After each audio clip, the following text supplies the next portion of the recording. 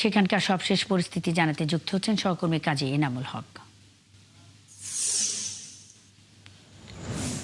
এনামুল, আহত ও নিহতের সংখ্যা আরও বেড়েছে কিনা জানাবেন এবং নিহতদের পরিচয় পাওয়া গেছে কিনা।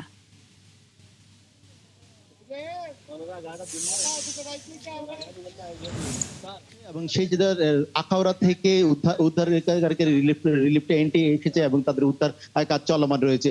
সর্বশেষ এখন পর্যন্ত কিন্তু 12 জন নিহতের লাশ কুমিল্লা মেডিকেল কলেজে রয়েছে এবং গুরুতর আহতরাও কিন্তু 4 জন কুমিল্লা মেডিকেল কলেজে রয়েছে।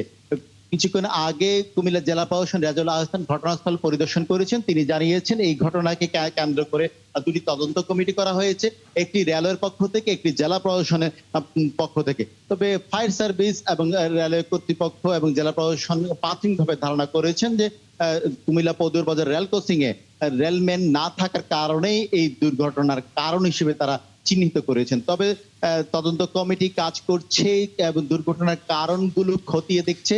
এখন দুমড়ে মুচড়ে যাওয়া যে মামুন পরিবহন, মামুন স্পেশাল বাসটি সেটি দুর্ঘটনা কবলিত ট্রেনের সামনে থেকে সরানোর কাজ তারা ইতিমধ্যে চালাচ্ছেন। তবে কতক্ষণ লাগবে সেই বিষয়টি এখনো নিশ্চিত করে দেখা যায়নি।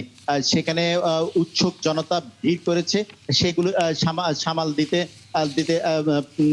সেই জায়গায় র্যাব, পুলিশ এবং সেনাবাহিনীর সদস্যরাও কিন্তু কাজ করেছে এবং ঘটনাস্থল দেখতে উদ্ধারকারীরা যেমন আইন শৃঙ্খলা বাহিনী রয়েছে তেমনি উৎসুক জনতা কিন্তু।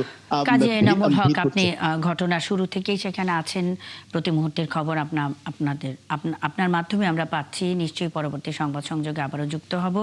কুমিল্লায় পদুয়ার বাজার বিশ্ব রোড এলাকায় বাস ও ট্রেনের ধাক্কায় 12 জন নিহত হয়েছেন। এ বিষয়ে সবশেষ খবরাখবর কাজী এনামুল হক জানাচ্ছিলেন।